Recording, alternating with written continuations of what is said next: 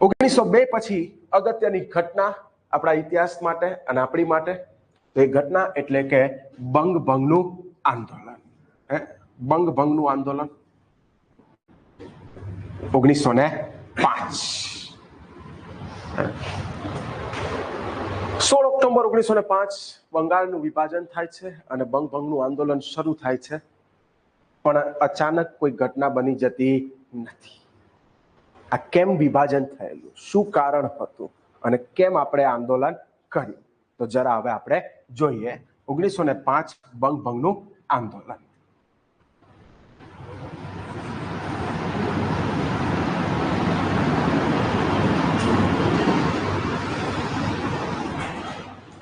ધ્યાન આપજો દોસ્તો. વાત એવી હતી, બંગાળ ભારત દેશની અંદર એ સમય જોવા જઈએ તો 8 પ્રાંતો હતા ટોટલ. કેટલા પ્રાંતો હતા? 8. એના પછી અંગ્રેજો દેશ છોડીને ગયા ત્યાં સુધીમાં વધીની સંખ્યા 11 જેટલી થઈ ગયેલી હતી. કેટલી? 11. અને અત્યારે તો આપણે 28 કરી નાખી છે. ખ્યાલ આવે છે? કટકા કરતા કરતા કરતા એ સમયે 8 પ્રાંતો હતા.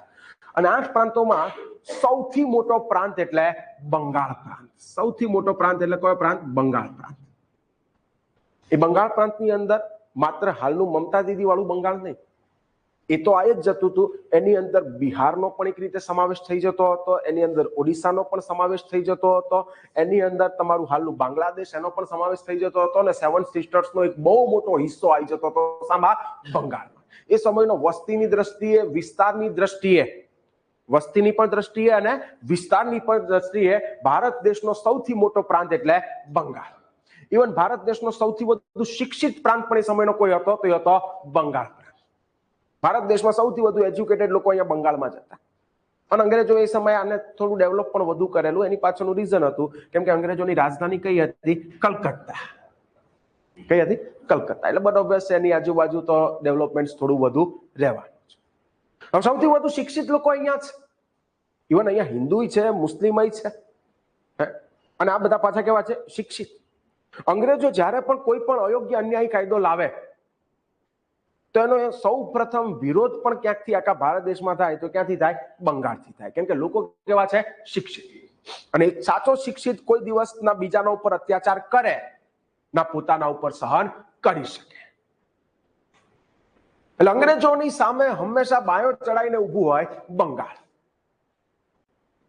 અને હિન્દુ મુસ્લિમ પાછા યુનાઇટ થઈને, એક થઈને વિરોધો કરે. એટલે એ તો અંગ્રેજોની જાણે પોલિસીની જ ખિલાફ જઈ રહ્યું છે. કેમ કે હવે 1857 વિપ્લવ પછીની અંગ્રેજોની આખી પોલિસી આના ઉપર જ હતી, ભાગલા પાડો અને રાજ કરો. પણ અહીંયા લોકો શિક્ષિત છે તો હિન્દુ મુસ્લિમ લાગણીઓ દુભાવવાનો પ્રયત્ન કરે છે, પણ એમાં સફળ થઈ શકતા નથી. અને કોઈ પણ અયોગ્ય ન્યાય કાયદો લાવે તો એનો વિરોધ હિન્દુ મુસ્લિમ બધા ભેગા થઈને કરે. એટલે આ વસ્તુ તો અંગ્રેજોને બહુ આંખમાં કણી જેમ ખૂચ્યા કરતું. ઇવન બંગાળની બીજી પણ કેટલીક સમસ્યાઓ તો હતી જ. બંગાળની એક મોટી સમસ્યા એ હતી કે મેં તમને કીધું એમ કે આ એ સમયનો વિસ્તારની દ્રષ્ટિએ સૌથી મોટો પ્રાંત હતો અને વસ્તી પણ બહુ હતી. આનો વહીવટ કરવો પણ બહુ અઘરો હતો. આનો વહીવટ કરવા માટે અંગ્રેજોને એક્સ્ટ્રા 2 ઉપગવર્નર રાખવા પડતા હતા. એટલો મોટો પ્રાંત છે એટલે એક્સ્ટ્રા 2 ઉપગવર્નર રાખે ત્યારે આટલા મોટા પ્રાંતનો વહીવટ થઈ શકે એમ છે. એટલે આ પણ એક સમસ્યા તો હતી જ, વહીવટી સમસ્યા. પણ વહીવટની સમસ્યા કરતા મોટી સમસ્યા છે અહીંયાની હિન્દુ મુસ્લિમ કમ્યુનિટી, એની એકતા, એની યુનિટી, જે અંગ્રેજો માટે મોટી સમસ્યા છે. અહીંયાના લોકો જે વિરોધ કરે છે એ અંગ્રેજો માટે મોટી સમસ્યા છે. એટલે એ સમય થાય છે એવું કે એન્ડ્રુ ફ્રેઝર નામનો એક અંગ્રેજ અધિકારી હતો. કોણ? Andrew Frazer. અને આ એન્ડ્રુ ફ્રેઝર નામનો જે અંગ્રેજ અધિકારી જે હતો એને એ સમયનો બંગાળ પ્રાંતનો આપણો ગવર્નર જનરલ ક્યાં? વાઇસરોય. એટલે એ સમયનો આપણો જે વાઇસરોય હતો જેનું નામ હતું લોર્ડ કર્ઝન. શું નામ હતું? Lord Curzon. આપણે લોર્ડ નહીં લખો ભાઈ, શાનો લોર્ડ? કર્ઝન. ઓકે, હા. એટલે એ હતો કર્ઝન. એટલે આને કર્ઝનને વાત કરી. આની જોડે એક પ્લાન હતો, આઈડિયા હતો કે સાહેબ આપણી જોડે એક જબરદસ્ત આઈડિયા છે. શું આઈડિયા છે? તો કે શું? આપણે બંગાળનું વિભાજન કરીએ.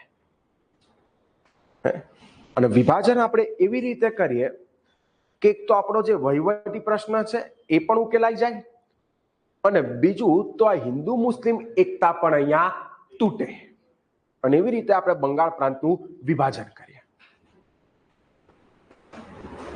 આખો પ્લાન એને સમજાયો લોર્ડ કર્ઝનને. લોર્ડ કર્ઝન પણ ખુશ થઈ ગયો, કીધું કે તું આખો ડ્રાફ્ટ તૈયાર કર. એટલે 1901 ની અંદર આ પ્રસ્તાવ એન્ડ્રુ ફ્રેઝરે લોર્ડ કર્ઝનની સામે મૂક્યો. 1902 આવતા આવતા તો એન્ડ્રુ ફ્રેઝરે આખો આ પ્રસ્તાવ તૈયાર કરી દીધો કે બંગાળનું આપણે વિભાજન કરીશું. કેવી રીતે?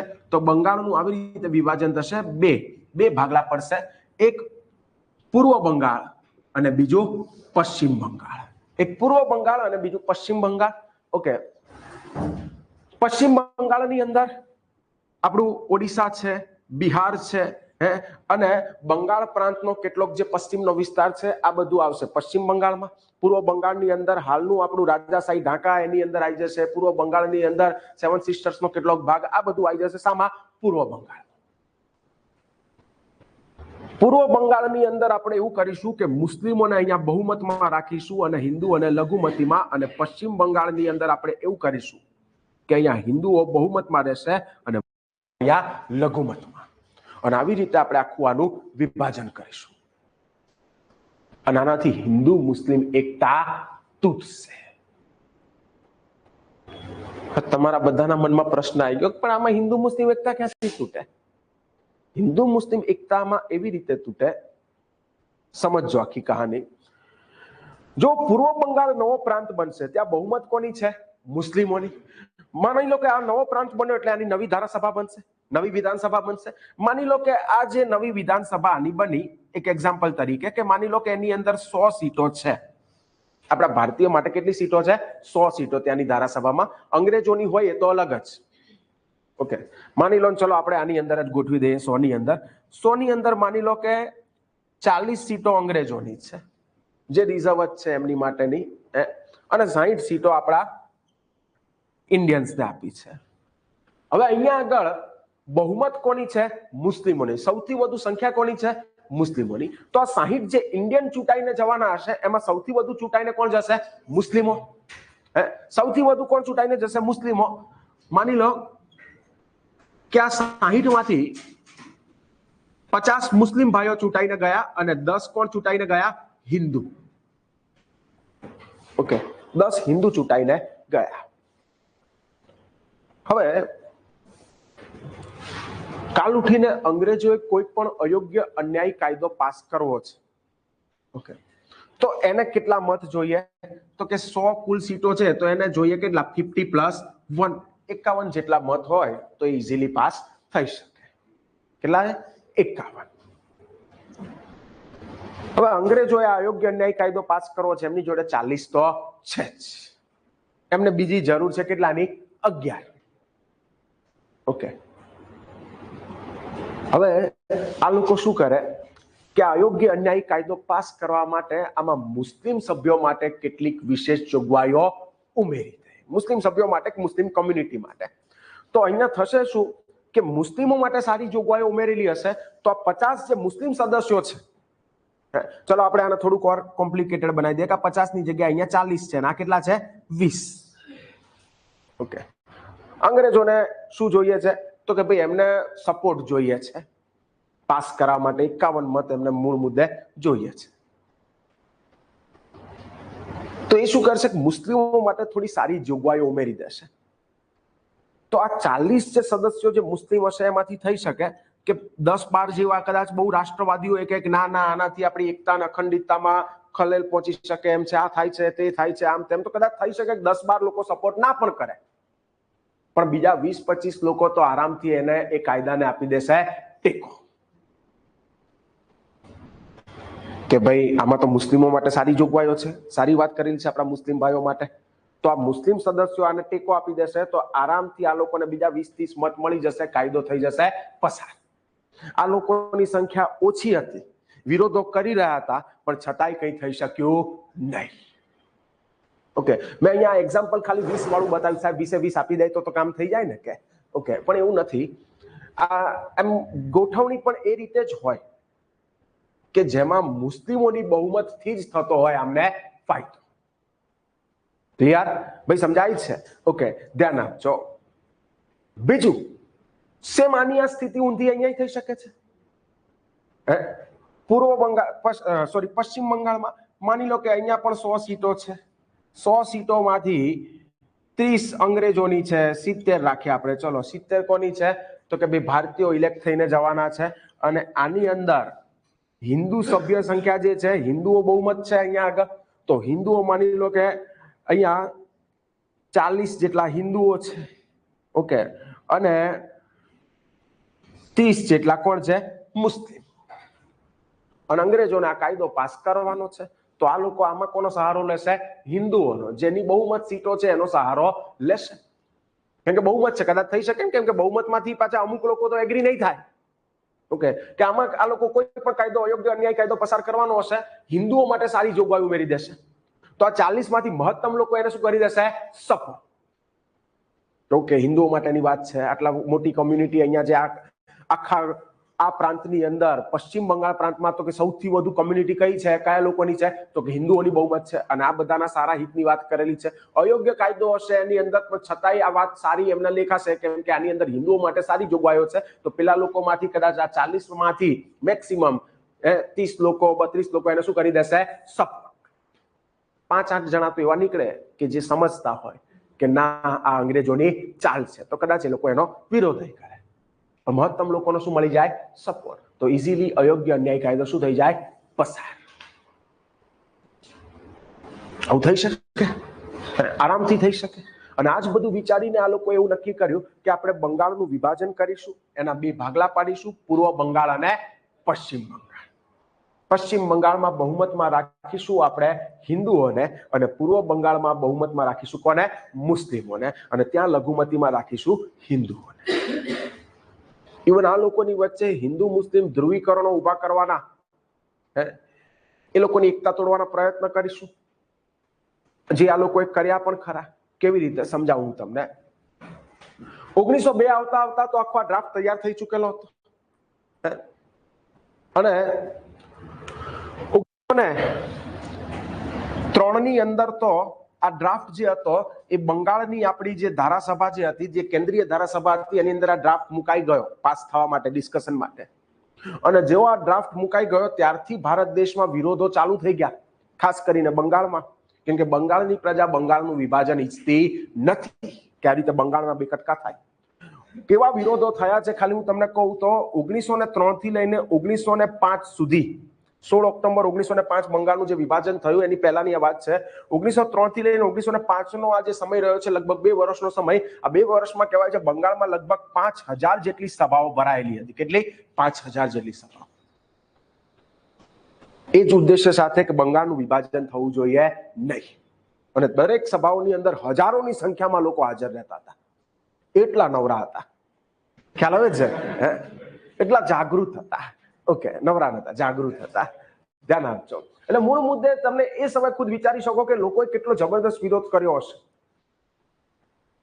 હવે એ સમય જયારે લોકોએ વિરોધો કરવાના ચાલુ કર્યા તો લોર્ડ કર્ઝન માર્કેટમાં આવી ગયો લોકોને સમજાવવા માટે. અને ખાસ કરીને એને સભાઓ મુસ્લિમોને પોતાના પક્ષે કરવાના ચાલુ કર્યા. કેમ કે ભારત દેશની અંદર હિન્દુઓ પછીની 2nd નંબરની લઘુમતી કોમ્યુનિટી કઈ? તો કે મુસ્લિમ.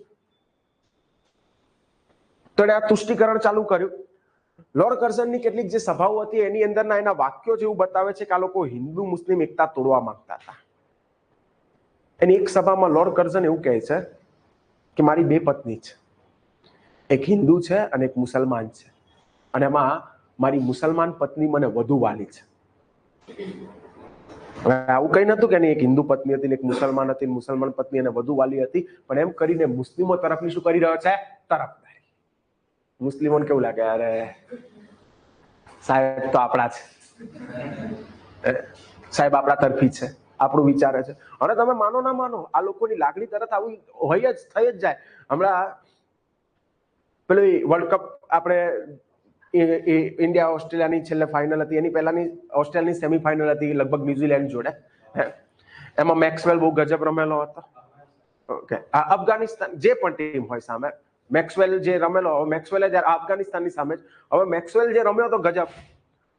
આપણી પબ્લિક પ્રશંસા કરી રહી હતી મેક્સવેલની, કરવી જોઈએ, ક્રિકેટર તરીકે કરવી જોઈએ, પબ્લિક શું કહેતી? કેમ કે મેક્સવેલની વાઇફ ઇન્ડિયન છે. ઓકે, એ તો જમાઈ છે ભારતનો. ઓકે, હા, જમાઈ રાજા કહેવાય, ભારતના જમાઈ રાજા કહેવાય. તો કবে બેહાડો જમાઈ રાજા, બીજું તો શું? ખ્યાલ આવે છે? તો આપણી લાગણી તરત આપણા ભારત દેશની અંદર તમે જો આવું થઈ જ જાય. સપોઝ તમે કોઈ શહેર છોડીને અહીંયા આયા હોય ને તમને તમારા ગામનો કોઈ વતનનો વ્યક્તિ મળી જાય, અરે અમારો ભણો કહેવાય, આ તો ગામનો ભણો ભાઈ કહેવાય, મારા ગામનો. ખ્યાલ આવે છે? તરત લાગણી. આપણી ઇન્ડિયન પબ્લિકની ખાસિયત છે. તો તરત જ કે આ કીધું કે ભાઈ આ મારી 2 પત્ની છે, કે એમાં મારી મુસલમાન પત્ની કે મને વધુ વાલી છે, એટલે તરત લોકોને લાગ્યું આ જો સાહેબ આપણું કેવું વિચારે છે. ઇવન લોર્ડ કર્ઝન પાછો સફાઈઓ આપે છે કેવી, કે જો આમાં તમારા બધાનો ફાયદો છે.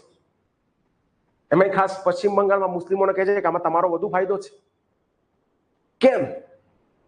તો કે ભાઈ આપણે જ્યારે પશ્ચિમ બંગાળ કે પૂર્વ બંગાળ જ્યારે નવું પ્રાંત બનશે તો આપણે ચિત્તાગોંગને એક નવા બંદર તરીકે ડેવલપ કરીશું. આનાથી શું થશે તો કે કલકત્તા બંદર ઉપરનું ભારણ ઘટશે.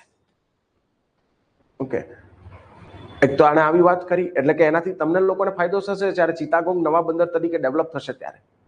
પણ આ વસ્તુ પ્રેક્ટિકલી પોસિબલ નથી એ સમયે. એની પાછળનું રીઝન હતું કેમ કે આખું ટ્રેડિંગ સિસ્ટમ એવી સેટ થયેલી હતી અહીંયા કે ભારત દેશની અંદર એ સમયે આ બંગાળની જો વાત કરીએ તો પૂર્વ બંગાળની અંદર ખેતરો હતા, બધા કાચો માલ, રો મટીરિયલ બધો ખાસ કરીને પૂર્વ બંગાળ વાળા વિસ્તારમાં તૈયાર થતો હતો. ઓકે, અને કલકત્તા ને એની આજુબાજુ બધી મિલો હતી બહુ. તો શું હતું કે અહીંયાથી બધો કાચો માલ જતો કલકત્તા, ત્યાંની મિલોમાં આખો પ્રોસેસ થતો, એ આખો માલ પાકો તૈયાર થતો અને પછી સીધું કલકત્તા બંદરેથી વેચાવા માટે જતું. આ બાજુ કોઈ મિલો નથી, પૂર્વ બંગાળ બાજુ બહુ જૂજ ઓછી. તો શું તમે હવે એવું કરશો કે અહીંયા રો મટીરિયલ તો તમે બંગાળની અંદર સણ ને આ બધું બહુ થાય, રાઈસ સારા એવા થાય, તો કે હવે તમે એવું કરશો કે અહીંયાથી આ બધો માલ સામાન, કાચો માલ જે છે પહેલા લઈ જશો કલકત્તા, ત્યાં જઈને પાકો માલ તૈયાર કરશો એનો, પછી રો મટીરિયલમાંથી પાકો માલ તૈયાર થાય એટલે પાછા તમે લાવશો અહીંયા ચિત્તાગોંગ અને પછી વેચાવા માટે ગામમાં લઈ જશો. એવું તો પોસિબલ જ નથી ભાઈ. પણ આ લોકોને એવા દિવા સ્વપ્ન દેખાડી રહ્યો હતો કે ભાઈ આપણે ચિત્તાગોંગને નવા બંદર તરીકે ડેવલપ કરીશું જેથી કલકત્તા બંદરનું ભારણ ઘટી જશે, આ છે તે છે. એમ કરીને પ્રજાને પોતાના પક્ષે કરવાના કરી રહ્યો છે પ્રયત્ન, મુસ્લિમોને ખાસ પોતાના પક્ષે કરવાના, મનાવવાના પ્રયત્ન કરી રહ્યો છે. અને આનાથી હિન્દુઓને ખોટું લાગે. ગવર્નર તો સાહેબ તો આ લોકોના પક્ષી છે, આમના પક્ષે વાત કરે છે. જેમ કોંગ્રેસના સમયની અંદર લોકોને એક નીતિ એવી દેખાતી હતી કે કોંગ્રેસ મુસ્લિમો તરફી વાત કરે છે, ખાસ મુસ્લિમો તરફી વાત કરે છે, તો હિન્દુઓની લાગણી ક્યાંક ને ક્યાંક અમુકની દુભાઈ. આજે સેમ બીજેપીને લઈને ક્યાંક એવું થતું હશે કે બીજેપી હિન્દુત્વવાદી એજન્ડા ચલાવે છે, તો ક્યાંક હોય થઈ શકે કે મુસ્લિમોની લાગણી દુભાતી હોય, બની શકે. તો જ્યારે ગવર્નર પણ જ્યારે મુસ્લિમો તરફી, એ સમયનો વાઇસરોય પણ જ્યારે મુસ્લિમો તરફી રહેતો હશે તો શું અન્યની લાગણી નહીં દુભાય? અને આપોઆપ આ બંને ધર્મોની વચ્ચે તૃષ્ટિકરણ કે ભેદભાવ કે આ વસ્તુ નહીં ઊભી થાય? થશે જ. થશે કે નહીં? અને આ જ આ લોકોનો પ્લાન હતો. એટલે હવે ગવર્નર ખુદ મેદાનમાં, વાઇસરોય ખુદ મેદાનમાં ઉતર્યા છે. લોકોના વિરોધો ચાલુ છે. 1903 થી લઈને 1905 મેં કીધું જેવો આ ધારાસભાની અંદર આ પ્રસ્તાવ મુકાયો, લોકોએ ત્યારથી વિરોધો ચાલુ કરી દીધા. કેન્દ્રીય ધારાસભામાં પ્રસ્તાવ મુકાયો ત્યારથી વિરોધો ચાલુ કરી દીધા. 3 થી લઈને 5 સુધીમાં બંગાળમાં 5000 જેટલી સભાઓ ભરાયેલી.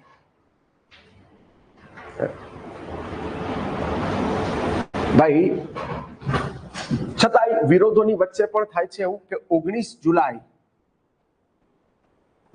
1905 ના રોજ વિરોધોની વચ્ચે પણ બંગાળના ભાગલાનો પ્રસ્તાવ થઈ જાય છે પસાર, કે બંગાળનું વિભાજન થશે જ, એના ભાગલા પડશે જ. વિરોધોની વચ્ચે પણ આ પ્રસ્તાવ પસાર થઈ જાય છે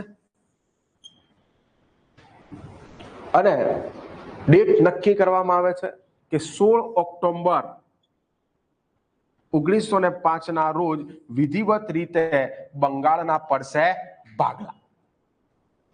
16 ઓક્ટોબર 1905 રોજ બંગાળના વિધિવત રીતે ભાગલા પડશે. જેમ આપણે કાશ્મીરની અંદરનો જ્યારે આ આર્ટિકલ 370 વાળો જે મુદ્દો હતો, તો આપણે એ બધું જે કર્યું એના પછી આપણે ડેટ કઈ નક્કી કરેલી 31 ઓક્ટોબર, સરદાર પટેલ જયંતિ, ભાઈ ત્યારથી આ અમલીકરણમાં આવશે.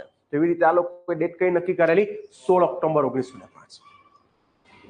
એટલે હવે તો વિરોધો ઓર શરૂ થઈ ગયા, કેમ કે અહીંયા હિન્દુ કે મુસ્લિમ ભલે આ લોકોએ બધા ચડાવવાના પ્રયત્ન કર્યા, બધું કરવાના પ્રયત્ન કર્યા, પણ છતાં હિન્દુ મુસ્લિમ ઉલટાના યુનાઇટ થઈને એક થઈને આનો કરી રહ્યા છે વિરોધ. એ સમયે કોંગ્રેસ પાર્ટી હવે એક મોટા રાજનીતિક સંગઠન તરીકે ઉભરીને આવી ચૂકેલી હતી. કોંગ્રેસ પાર્ટી એક મોટા રાજનીતિક સંગઠન તરીકે ઉભરીને આવી ચૂકેલી હતી અને એટલે થાય છે એવું કે 7 ઓગસ્ટ 1905 રોજ, જુલાઈ પછી કયો મહિનો આવે? ઓગસ્ટ. તો 7 ઓગસ્ટ 1905 રોજ કલકત્તાના ટાઉન હોલ ખાતે કોંગ્રેસની એક બહુ મોટી જંગી સભા ભરાય છે અને આ જંગી સભામાં કોંગ્રેસ દ્વારા નક્કી કરવામાં આવે છે કે સરકારની આ નીતિનો કરવામાં આવશે વિરોધ, બંગાળના ભાગલાનો કરવામાં આવશે વિરોધ, આ વિભાજનનો આપણે વિરોધ કરીશું. અને આ વિભાજનનો વિરોધ કરવા માટે કોંગ્રેસ દ્વારા કાર્યક્રમ આપવામાં આવ્યો. સ્વદેશી આંદોલનની ઘોષણા કરવામાં આવી. શાની ઘોષણા કરવામાં આવી? સ્વદેશી આંદોલન. જેના મુખ્ય 3 કાર્યક્રમો હતા. એક તો કે સ્વદેશીનો પ્રચાર, બીજું તો કે વિદેશીનો બહિષ્કાર અને ત્રીજું સરકારી શિક્ષણ આપતી શાળા કોલેજોનો ત્યાગ અને રાષ્ટ્રીય શિક્ષણ આપતી શાળા કોલેજોમાં જોડાઈ જવું. અને આ 3 ઉદ્દેશ્યની સાથે સ્વદેશી આંદોલનની શરૂઆત થાય છે. ક્યાંથી? 7 ઓગસ્ટ 1905 થી. સ્વદેશીનો પ્રચાર એટલે તમને ક્યારેક પૂછે કે સ્વદેશી આંદોલન કયા આંદોલનનો ભાગ હતું? તો બંગભંગનું આંદોલન. ક્લિયર? સ્વદેશીનો પ્રચાર તો આપણે સ્વદેશીનો કર્યો હોય, પણ વિદેશીનો બહિષ્કાર કરવામાં તો આપણે કઈ બાકી જ નહીં રાખ્યું. નંબર 1 ઉપર હતા આપણે એવો બહિષ્કાર કર્યો છે બંગાળની અંદર વિદેશી વસ્તુઓનો કે એક જ વર્ષમાં બંગાળ પ્રાંતમાંથી અંગ્રેજોની જે આવક થતી હતી એ ઘટીને અડધી થઈ ગઈ. એ સમયે જેમ કે વિદેશથી કાપડ, લોકો ખાસ વિદેશી કાપડ વાપરતા હતા, તો લોકોએ ના પાડી કે આ વિદેશી કાપડ કોઈએ ખરીદવું નહીં. જૂતા હોય વિદેશથી આવતા હતા, લોકોએ ના પાડી દીધી કોઈએ વિદેશી જૂતા પહેરવાના નહીં. તમ તાર ઉઘાડા ફરો, કાળો પાદુકા, પણ કોઈ વિદેશી જૂતા પહેરશે નહીં. એ સમયે સિગાર એ પણ વિદેશથી આવતી હતી, લોકોએ ના પાડી દીધી કોઈએ વિદેશી સિગાર ફૂંકવાની નહીં. કાઢો આપણી બીડી. ઓકે, 4 ભાઈ 5 ભાઈ, ટ્રેક્ટર, ટેલિફોન, ઓકે, સ્પેશિયલ, જો ધ્યાન આપજો. બધાને ખબર જ હોય, બ્રાન્ડ ખબર જ હોય. ઓકે, એટલે અમને નહીં ખબર, છોકરીઓને ના ખબર, છોકરાને ખબર હોય, કારણ કે બધા દાદાની બીડી લેવા ગયા જ હોય ઓલમોસ્ટ. ઓકે, હા, અને એમાં ટેક્સ પણ લેતા હતા. દાદા સામેથી ખુશી દાદા બીડી લેવા મોકલે તો 1 રૂપિયો આપતા. મને યાદ છે, નાનો હતો તો જે પણ પછી ચોકલેટ બોકલેટ ભાવતી હોય ત્યાં તો લોલીપોપ ને હવે ભૂંગળાની થેલી ખાતા હતા. ભૂંગળા આવતા અને બધા ભૂંગળા આંગળી ભરાવાના, ખાવાના. ઓકે, હા, ધ્યાન આપજો. અને તમે એવું નહીં કર્યું તો તમારી જિંદગી દોડ થઈ ગઈ. હા, તો દાદા બીડી લેવા મોકલે, એમાં 1 રૂપિયો આપણને આપે, આપણો ટેક્સ રહેતો હતો એમાં, જીએસટી. ઓકે, હા, એ સમયથી જીએસટી મેં તો ચાલુ કરી દીધેલું. મેન વાત ઉપર આવી છે દોસ્તો આપણે. તો બધાએ ના પાડી કે આ વિદેશી સિગાર કોઈએ પીવાની નહીં. અરે એનાથી વિશેષ એ સમય વિદેશી ખાંડ વાપરવામાં આવતી હતી. રસોગુલ્લા બંગાળ, હા, વિદેશી ખાંડ એની ચાસણી ના પાડી આ વિદેશી ખાંડ કોઈએ નહીં વાપરવાની મીઠાઈઓમાં. તમ તાર ગોળમાં બનાય જેવી મીઠાઈ બને એવી આપણે ખાઈ લઈશું. કોઈના ખબર પડી કે લગ્ન પ્રસંગમાં આ ખાંડ વપરાય છે, વિદેશી ખાંડ, લગ્ન પ્રસંગનો બહિષ્કાર કરી દેવામાં આવશે. ભાઈ તમતાર જેવી બને એવી તમતાર તું આપણા ગોળની અંદર મીઠાઈ બનાવી દેજે, આપણે ખાઈ લઈશું, પણ કોઈ વિદેશી ખાંડ વાપરશે નહીં. તો એનો બહિષ્કાર. ભાઈ ઇવન રસોઈયાઓએ ના પાડતી હતી કે અમે અંગ્રેજોના ત્યાં અમારી કોઈ જાતની સેવા આપવા નહીં જઈએ. ધોબી લોકોએ ના પાડતી હતી કે વિદેશી કપડા આયા તો અમે એને ધોઈશું જ નહીં. એ હદ સુધીનો આપણે બહિષ્કાર કર્યો છે. અને એવો બહિષ્કાર કર્યો કે એક જ વર્ષની અંદર અંગ્રેજોની જે આવક થતી હતી બંગાળ પ્રાંતમાંથી એ ઘટીને કેટલી થઈ ગઈ? અડધી. વાળંદ લોકોએ ના પાડી દીધી કે અંગ્રેજોની ચાપલુસી કરતા જે લોકો હશે એને અમે અમારી કોઈ જાતની સેવા નહીં આપીએ. હવે અંગ્રેજોને દાઢી વાળ કપાવવા હોય તો બંગાળ છોડીને બહાર જવું પડે કે વાળ કાપી આપવાનો છે. ખ્યાલ આવે છે? ગુજરાત આવ્યા છો કેમ ફરવા આવ્યા? ના, વાળ કપાવા. ખ્યાલ આવે છે? આ હાલત થઈ ગયેલી બંગાળની અંદર. એક જ વર્ષમાં લોકોની આવક ઘટીને અડધી થઈ ગયેલી. વિદેશી વસ્તુઓનો આપણે એ હદ સુધીનો બહિષ્કાર કર્યો. ઘણા બધા આપણા કારીગર વર્ગો જે હતા એ લોકોએ અંગ્રેજોને એમની સેવા આપવાની બંધ કરી દીધી. તો સ્વદેશીનો પ્રચાર, વિદેશીનો બહિષ્કાર, અને બીજું તો કે રાષ્ટ્રીય શિક્ષણ આપતી શાળા કોલેજોમાં જોડાઈ જાવ ને સરકારી શિક્ષણ આપતી શાળા કોલેજોનો ત્યાગ. કેમ કે સરકારી શિક્ષણ આપતી આ શાળા કોલેજોમાં હંમેશા એવું જ શીખવાડવામાં આવે છે કે તમારી સંસ્કૃતિ હીન છે, તમે લોકો તુચ્છ છો અને અમારી સંસ્કૃતિ મહાન છે. અંગ્રેજોનું તતુડિયું હંમેશા ઊંચું, તમારી સંસ્કૃતિ મહાન. હા, અમુક વાતોમાં આપણે એક્સેપ્ટ કરવી પડે કે એ લોકોએ બહુ સારું ડેવલપમેન્ટ કર્યું છે અને ઘણી જગ્યાએ એ લોકો આગળ પણ છે, એ આપણે એક્સેપ્ટ કરીએ છીએ. પણ તમે એમ કહો તમારી જ સંસ્કૃતિ મહાન અને અમારી તદ્દન ખરાબ, તો એ વાત એક્સેપ્ટ નહીં કરાય. કેમ કે ત્યાં ભણેલો છોકરો ન્યૂટનને જાણે છે.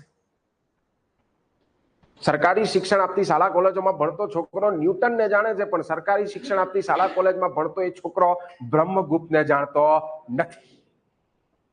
જે ન્યૂટનની ગતિના નિયમોની ચર્ચા બ્રહ્મગુપ્ત વર્ષો પહેલા કરીને ગયા. આઇન્સ્ટાઈન જે બધી ચર્ચાઓ કરીને ગયો, આપણા નાગાર્જુને વર્ષો પહેલા બધી ચર્ચાઓ ક્યાંક કરેલી હતી. પણ અંગ્રેજોની શાળા કોલેજોમાં આ નથી ભણાવવામાં આવતું. ઓકે, 100% આપણે ન્યૂટનને મહાન માનીએ છીએ કે ભાઈ ચલો એ છતાંય આ જ્ઞાન ક્યાંક લોકોની સામે લાવ્યો, આપણે એની બુદ્ધિ નહીં દાદ દઈએ છીએ, એમાં કોઈ ના નથી. પણ આપણી સંસ્કૃતિમાં આ મહાન લોકો હતા, પણ તમે એને બહાર આવવા દેતા નથી. એટલે છોકરો દેખીતી રીતે અહીંયા પૂરેપૂરો માનસિક રીતે એને ગુલામ જ બનાવી દેવાનો. દેખીતી રીતે ભલે ઇન્ડિયન જેવો દેખાતો હોય, પણ એની માનસિકતા પૂરેપૂરી કેવી થઈ ગઈ હોય? અંગ્રેજો વાળી. અંગ્રેજોને જે પેલું રમકડું જોઈએ છે કે એ લોકો ચાવી ભરે એ પ્રમાણેનું એ ચાલે, બસ એવો બની ગયો હોવો જોઈએ. તો આપણા ક્રાંતિકારીઓને ખબર હતી, નેતાઓને ખબર હતી, કીધું કે રાષ્ટ્રીય શિક્ષણ આપતી શાળા કોલેજોમાં જોડાઈ જાઓ. એ દરમિયાન જ રવિન્દ્રનાથ ટેગોરે શાંતિનિકેતનની કરેલી સ્થાપના. પૂછાઈ ચૂકેલો સવાલ છે કે શાંતિનિકેતનની સ્થાપના કયા આંદોલન દરમિયાન થયેલી? બંગભંગના આંદોલન દરમિયાન. ઓકે, ધ્યાન આપજો.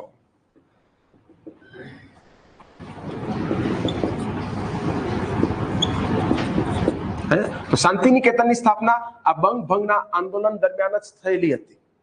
કોણે કરેલી? રવિન્દ્રનાથ ટેગોરે. તો આમ સ્વદેશી આંદોલન શરૂ થઈ ગયું.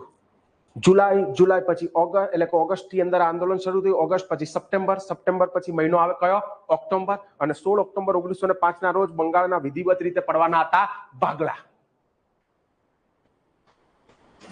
તો એ સમયે કોંગ્રેસે નક્કી કર્યું કે 16 ઓક્ટોબર 1905 નો દિવસ એને કોંગ્રેસે નક્કી કર્યું કે આને આપણે શોક દિન તરીકે ઉજવીશું. કયા દિવસ તરીકે ઉજવીશું? શોક દિન તરીકે. તો રવિન્દ્રનાથ ટેગોર જે હતા, રવિન્દ્રનાથ ટેગોર એમણે કીધું કે ના, આને આપણે શોક દિન તરીકે નહીં, આ દિવસને તો આપણે એકતા દિન તરીકે ઉજવીશું. કેમ કે અંગ્રેજોએ તો ખરેખર બંગાળનું વિભાજન કેમ કર્યું? હિન્દુ મુસ્લિમ એકતા તોડવા માટે.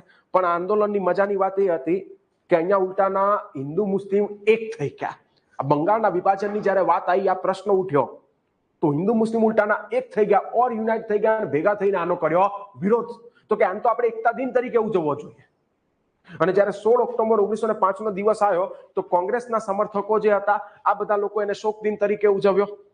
લોકોએ કાળા વાવટાઓ દેખાડ્યા, સરકારી વાવટા એટલે કે ધ્વજા, ઝંડાઓ, કે લોકોએ સરકારી કચેરીઓ એની સામે કાળા ઝંડાઓ ફરકાયા, બધાએ સભાઓ ગજવી, બધાએ ઉપવાસો રાખ્યા. આવી રીતે કોંગ્રેસના એના સમર્થકોએ આને શોક દિન તરીકે ઉજવ્યો. અને રવિન્દ્રનાથ ટેગોરના સમર્થકોએ આને એકતા દિન તરીકે ઉજવ્યો, જ્યાં હિન્દુ મુસ્લિમ ભાઈઓ બહેનોએ બધાએ એકબીજાને બાંધી રાખડીઓ. ક્લિયર? 500 વાર આ પૂછાયેલી વાત છે કે 16 ઓક્ટોબર 1905 નો દિવસ કોંગ્રેસ દ્વારા કયા દિન તરીકે ઉજવવામાં આવેલો? તો શોક દિન તરીકે. પૂછે રવિન્દ્રનાથ ટેગોર દ્વારા, તો કે એકતા દિન તરીકે ઉજવવામાં આવેલો. ક્લિયર? ઓકે. બીજું, આ તરફ આંદોલન શરૂ થઈ ચૂક્યું છે જબરદસ્ત રીતે. મેં તમને કીધું કે 1 જ વર્ષમાં આ લોકોની આવક બંગાળ પ્રાંતમાંથી અડધી થઈ ગઈ, એટલે તમે વિચારી શકો કે કેટલું એગ્રેસિવલી આંદોલન ચાલી રહ્યું હશે.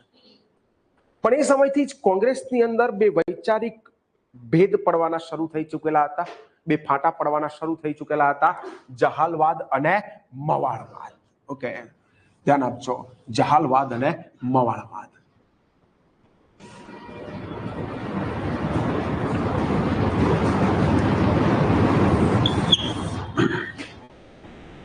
ભાઈ, જહાલ એટલે કે ઉગ્ર અને મવાળ એટલે કે શાંત વિનીતવાદી લોકો. ગોપાલ કૃષ્ણ ગોખલે છે, ફિરોજ શાહ મહેતા છે, આ બધા કોંગ્રેસના શરૂઆતના ચરણના બધા નેતાઓ છે, આ બધા વિનીતવાદી નેતાઓ જે સરકાર જોડે કોઈ પણ કામ કરાવવું હોય તો એની માટે અરજીઓ કરવામાં, માફી પત્રકો લખવામાં, મીઠું મુઠ્ઠી બોલીને વાતો મનાવવામાં માનતા હતા. વિરોધો કરતા, પણ બહુ ઝાઝા વિરોધ નહીં. અને જહાલવાદી નેતાઓની અંદર લાલ બાલ પાલની ત્રિપુટી મુખ્ય હતી. લાલ લાલા લજપતરાય, બાળ બાલ ગંગાધર તિલક ને પાલ બિપિન ચંદ્ર પાલ. તો કે ભાઈ આ જહાલવાદી નેતાઓ ઉગ્ર નેતાઓ હતા. કોણ? લાલ બાલ અને પાલ. આ લોકોનું માનવું એવું હતું કે જો અમારી આ ડિમાન્ડ છે, સરકાર એમ કહે કે આની માટે તમારે અરજી કરવી પડે તો કઈ વાંધો નહીં, અમે અરજી કરી દઈશું. પણ જો અરજી કરીને કામ ના થયું તો 2 કાચ ફોડવા પડે તો ફોડ નાખીશું. પછી અમે રાહ નહીં જોઈએ. તમે કીધેલું તો અમે રસ્તે ગયા, પણ પછી તમે નહીં કરતા તો પછી કાચ ફૂટવાની ગણતરી રાખજો. કાચ ફૂટે, દાંત તૂટે, બધું થાય. ખ્યાલ આવે છે? તો આ જહાલવાદી નેતાઓ હતા, ઉગ્ર વિચારધારા વાળા નેતા. હવે વાત એવી હતી કે જહાલવાદી નેતાઓ બંગ ભંગનું આંદોલન જે બંગાળમાં શરૂ થયેલું, આની આગ આખા ભારત દેશમાં ફેલાવવા માંગતા હતા. કે આ આંદોલનની આગ આપણે આખા ભારત દેશની અંદર ફેલાઈ દઈએ અને આ આંદોલનને પછી દેશની આઝાદી જોડે જોડી દઈએ અને દેશને આઝાદ કરાવી દઈએ. જોકે મવાળવાદી નેતાઓ એની માટે તૈયાર નતા.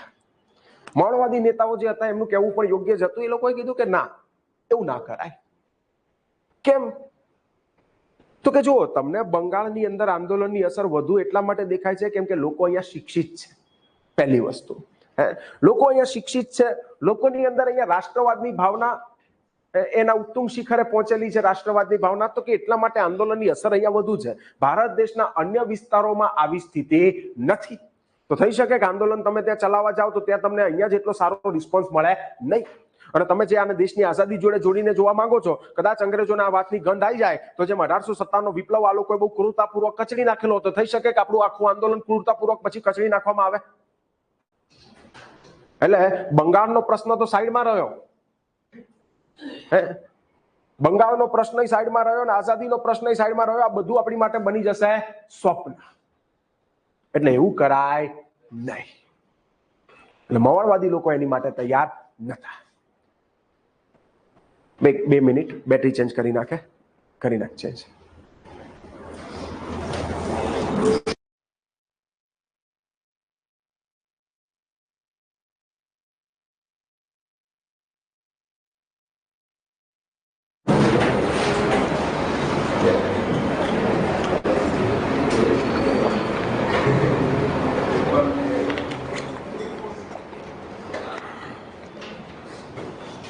ધ્યાન આપો.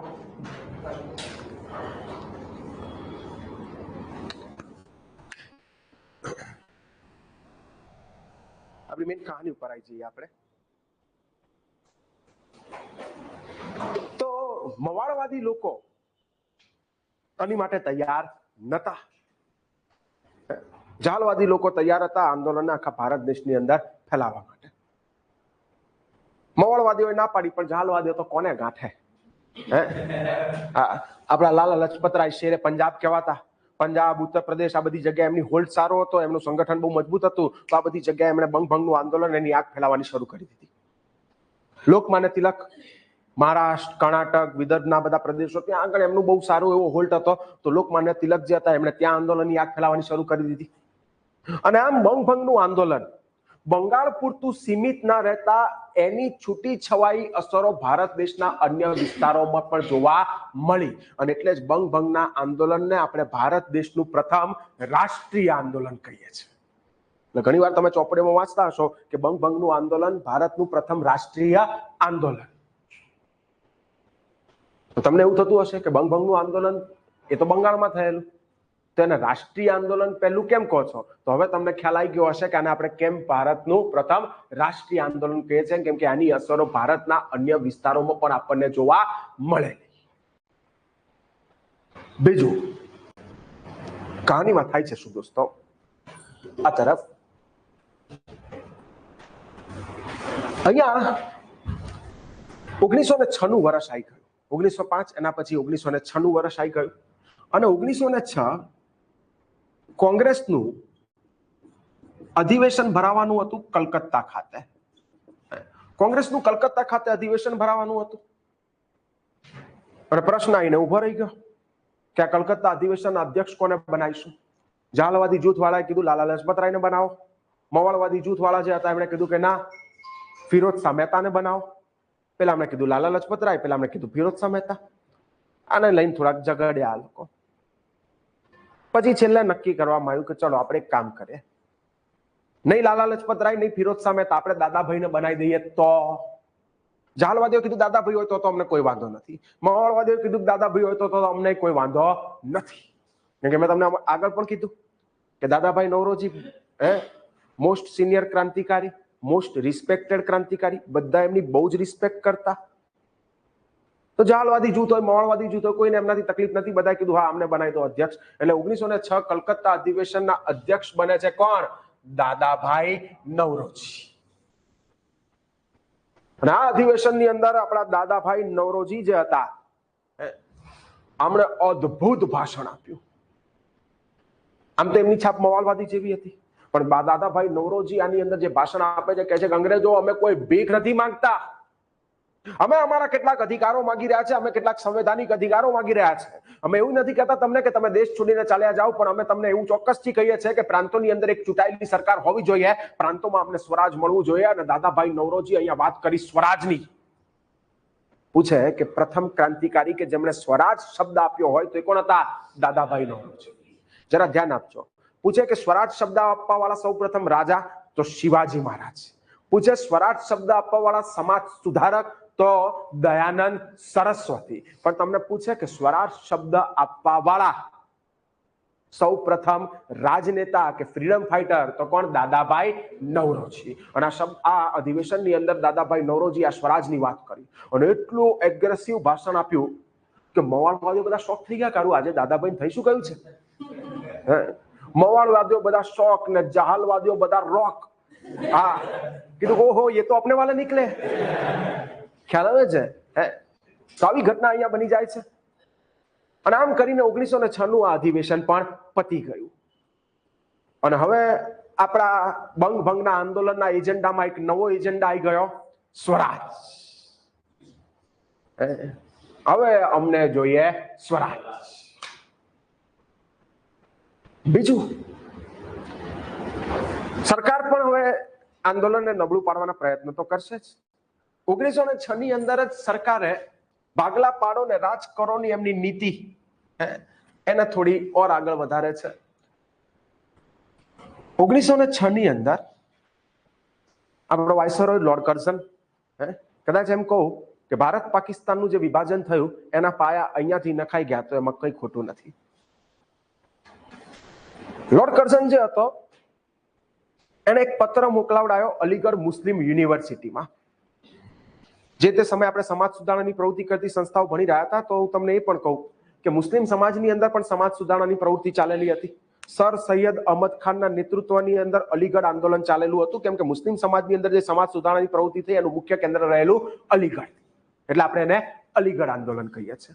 જેમાં પણ મુસ્લિમોની અંદર પાશ્ચાત્ય જ્ઞાન વધે એના માટેના પ્રયત્ન કરવામાં આવ્યા. ઘણા બધા જે પુસ્તકો હતા કે જે ક્યાંક અંગ્રેજીમાં ને એમાં લખાયેલા હતા, સાયન્સના ને એના ઘણા બધા પુસ્તકો, તો કહેવાય છે કે એને ઉર્દુમાં ને એમાં કન્વર્ટ કરવામાં આવ્યા. એની માટે ટ્રાન્સલેશન સોસાયટી ઓફ ઇન્ડિયાની પણ સ્થાપના કરેલી હતી સર સૈયદ અહમદ ખાને. અને આપણે અહીંયા સર સૈયદ અહમદ ખાન એમણે મોહમ્મદન ઓરિએન્ટલ કોલેજની પણ સ્થાપના કરેલી અલીગઢમાં. અને આ મોહમ્મદન ઓરિએન્ટલ કોલેજ એ જ સમય જતા ડેવલપ થઈ અને બની અલીગઢ મુસ્લિમ યુનિવર્સિટી. જે સમય મુસ્લિમ સમાજની અંદર સમાજ સુધારણાનું એક મોટું કેન્દ્ર હતું. મુસ્લિમ સમાજના બહુ બધા વિદ્વાનો આ બધા લોકો અહીંયા બેસતા. તો એક લેટર અહીંયા ફરતો ગયો, કીધું કે જો મુસ્લિમો એવું કહેવામાં આવ્યું, લેટરની અંદર એવું કહેવામાં આવ્યું કે કોંગ્રેસ પાર્ટી સમાજના બહુમતી સંપ્રદાયનું કે બહુમતી સમાજના બહુમતી લોકોનું સમર્થન કરે છે. કોણ? કોંગ્રેસ પાર્ટી. એ એનું સપોર્ટ કરે છે. એટલે ઇન શોર્ટ કોની વાત છે? હિન્દુઓની. એ કોંગ્રેસ પાર્ટી એ સમાજના બહુમતી લોકો એનું પ્રતિનિધિત્વ કરી રહી છે. જો મુસ્લિમ લોકો પોતાના હિત માટે કંઈક ઈચ્છતા હોય તો એ લોકો પોતાનું નવું સંગઠન ઊભું કરી શકે છે અને આ સંગઠનને મદદ કરવામાં વાઇસરોય સાહેબને ખુશી થશે. ખ્યાલ આવે છે? આવો પત્ર કયો એટલે મુસ્લિમોનું એક પ્રતિનિધિ મંડળ વાઇસરોય લોર્ડ કર્ઝનને જઈને મળે છે. ઓકે, અને લોર્ડ કર્ઝન એમને કહે છે કે ભાઈ તમે તમારા હિતોના રક્ષણ માટે, મુસ્લિમોના હિતોના રક્ષણ માટે એક સંગઠન ઊભું કરો કોંગ્રેસની સામે, કેમ કે કોંગ્રેસ એ હિન્દુ લોકોનું પ્રતિનિધિત્વ વધુ કરે છે, મુસ્લિમોનું નહીં. આ વાત મુસ્લિમના કેટલાક એટલે કે મુસ્લિમ સમાજના કેટલાક પ્રતિનિધિઓના ગળે બેસી અને 1906 ની અંદર ઢાકાના નવાબ બરાક ઉલ-મુલ્કની પ્રેરણાથી સલીમુલ્લાહ ખાન જે હતા એમણે મુસ્લિમ લીગની કરી સ્થાપના. શાની સ્થાપના કરી? મુસ્લિમ લીગની સ્થાપના કરી, જેના કેટલાક ઉદ્દેશ્ય નક્કી કરવામાં આવ્યા. પહેલું ઉદ્દેશ્ય તો કે ભાઈ મુસ્લિમોના હિતોનું રક્ષણ કરવું. બીજું ઉદ્દેશ્ય તો કે સરકારને વફાદાર રહેવું. અને ત્રીજું ઉદ્દેશ્ય તો કે ઉપરના બે લક્ષ્યને બાદ ના આવે એવી રીતે અન્ય રાજકીય સંગઠનો જોડે સંબંધ બાંધવા, મિત્રતા કરવી. એટલે પેલા બે લક્ષ્ય, પછી બીજા રાજનીતિક સંગઠનો જોડે જે સાંઠગાંઠ કરવાની આવે કરીશું, પણ પહેલા બે લક્ષ્ય આ કે એક તો કે સરકારને વફાદાર રહેવું અને મુસ્લિમોના હિતોનું રક્ષણ કરવું. આવી રીતે મુસ્લિમ લીગની સ્થાપના થઈ. એ સમયે અલગ મતદાર મંડળ મુસ્લિમો માટે આપવાની વાત લોર્ડ કર્ઝને કરેલી, જો કે મુસ્લિમ પ્રતિનિધિઓ આ વાતને સ્વીકારતા નથી. શું છે અલગ મતદાર મંડળ? થોડી વારમાં આગળ તમને ખબર પડશે. બીજું થયું શું? 1906 પછી 1907 નું વર્ષ આવી ગયું. આંદોલન હજુ ચાલુ જ છે, દેખાવો, વિરોધો, પ્રદર્શનો, આ બધું કાર્યક્રમો બધા ચાલુ જ છે. 1907 નું વર્ષ આવી ગયું અને 1907 કોંગ્રેસનું સુરત ખાતે અધિવેશન ભરાવાનું હતું. અને ફરીથી પ્રશ્ન એ આવી ગયો કે અધિવેશનના અધ્યક્ષ કોણ બનશે? જહાલવાદીઓએ કીધું કે અધિવેશનના અધ્યક્ષ બનશે લાલા લજપતરાય. મવાળવાદીઓએ કીધું ના, ફિરોઝ શાહ મહેતા. ફરીથી આ લોકો ઝઘડ્યા આ વાતને લઈને. છેલ્લે નક્કી કરવામાં આવ્યું નહીં લાલા લજપતરાય, નહીં ફિરોઝ શાહ મહેતા, આપણે અધ્યક્ષ બનાવી દઈએ ડોક્ટર રાસ બિહારી ઘોષ. એમને આ અધિવેશનના શું બનાવી દઈએ? અધ્યક્ષ.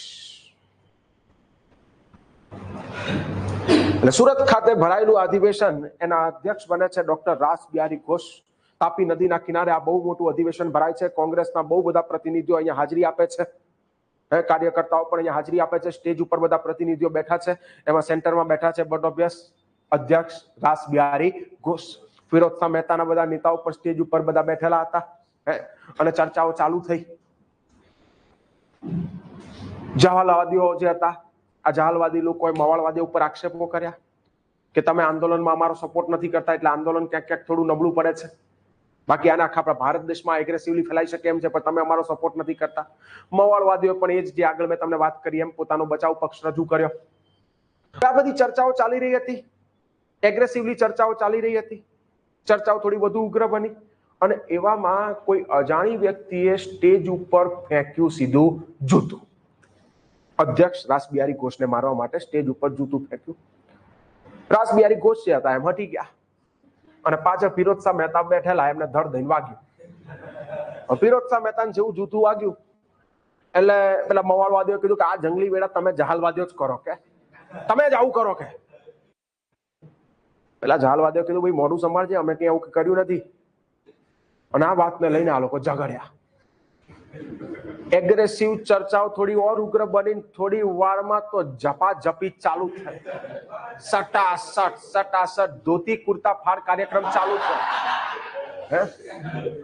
સ્ટેજ ઉપરથી બધા નેતાઓ નીચે ઉતર્યા કે છોડો છોડો, કોઈ છોડે તો છેલ્લે પોલીસ બોલાવી પડી ને પોલીસે આવીને દંડા મારીને બધાને કાઢ્યા. પછી છેલ્લે કેટલાક લોકો આવેલા, મારી ધોતી અહીંયા રહી ગઈ, ક્યાંક કોઈ આગળ માં જૂતું અહીંયા રહી ગયું, કોઈ ઘરે ગયો કે એની વાઈફ પૂછે કરે શું થયું, આ તમે ખીચું કેમ ફાટેલું જાય, ખ્યાલ આવે છે. તો આવા લોકો ઝઘડ્યા આ સુરત અધિવેશનમાં. અને આ સુરત અધિવેશનની અંદર કોંગ્રેસના બે સ્પષ્ટ ભાગલા પડી ગયા, જહાલવાદ અને મવાળવાદ. ક્લિયર? ઓકે, બહુ વાર પૂછાયેલો સવાલ છે, ચવાઈ ગયેલો સવાલ છે કે કોંગ્રેસના કયા અધિવેશનમાં કોંગ્રેસના બે સ્પષ્ટ ભાગલા પડી ગયા, જહાલવાદ અને મવાળવાદ? તો કયું? સુરત અધિવેશન. તો સાહેબ અત્યારે કઈ કોંગ્રેસ છે, જહાલવાદી મવાળવાદી? પહેલા તો અત્યારે કોંગ્રેસ છે કે નહીં એ જ પ્રશ્ન છે. ઓકે, પણ છતાંય હા, જો કે દુઃખની વાત કહેવાય કે નથી, કેમ કે એક મજબૂત વિપક્ષ હોવો જરૂરી છે. કોઈ પણ સરકાર હંમેશા એ જૂતી જ હોવી જોઈએ પબ્લિકની. નહીતર જો સરકાર આપખુદશાહી બનશે તો તમને કોઈ ગાંઠશે નહીં. એક મજબૂત વિપક્ષ જરૂરી છે. ચાહે તમે બીજેપીનો ગમે તેટલો પ્રેમ કરતા હોય, હું કહું છું કે 182 સીટમાંથી બીજેપીના હાથમાં 100 સીટો હોય તો એ સમયે તમે બીજેપીની હાલત જુઓ ને 156માં હાલત જુઓ, કદાચ 100 સીટો હશે ને તો એને એવું હશે કે ભાઈ સામે પેલા લોકો લઈને બેઠા છે 82, કદાચ આપણા 5-10 નેતાઓ આમથી આમ થયા, પબ્લિકનો ક્યાંક આક્રોશ કે આ તે આવું કંઈક થયું તો સત્તા પરિવર્તન થઈ જશે. ઓકે, કેમ કે 10 જ સીટો છે. અમુક સીટો તો હશે જ જે 2-5 હજાર 10 હજારના વોટ માર્જિનથી ક્યાંક બીજેપીના અમુક કેન્ડિડેટ જીત્યા હોય તો એ આમથી આમ થઈ શકે જો પ્રજાની તમે લાગણીઓ એને માન ના આપ્યું તો સરકાર ડરમાં રહે. અને એમાં ફાયદો કોનો? પ્રજાનો. ફાયદો તમારો થવાનો. જો ઇલેક્શન આવે એટલે કેવી ભરતીઓ આવે છે, ફટ ફટ ફટ. ઇલેક્શન આવે એટલે ભરતીઓ, આ બધી આપણા ત્યાં ભરતીઓ, કોઈ મને પૂછે કે આપણા ત્યાં ભરતી વેકેન્સી બેઝ થાય છે? ના, ચૂંટણી બેઝ થાય છે. ઓકે, કેટલી જરૂરિયાત છે એનાથી કોઈ લેવા દેવા નથી. ચૂંટણી ક્યારે છે તો ભરતી આવે. ઓકે, અને સારું છે કે તમને 5 વર્ષની અંદર 3 વાર એવા મોકા મળી જાય છે, એટલે ભરતીઓ એ રીતે આયા કરે છે કે કોર્પોરેશનનું ઇલેક્શન આવે તો ત્યારે તમારી માટે કંઈક જાહેરાત થઈ જાય. આ લોકસભાનું આવ્યું એટલા માટે આ જાહેરાત થઈ ગઈ, આગળ વિધાનસભાનું આવે એટલે ત્યાં તમને ફાયદો થઈ જાય. ઓકે, એટલે આપણા ત્યાં ચૂંટણી બેઝ ભરતીઓ થાય છે. સરકાર હંમેશા જૂતીએ હોવી જોઈએ.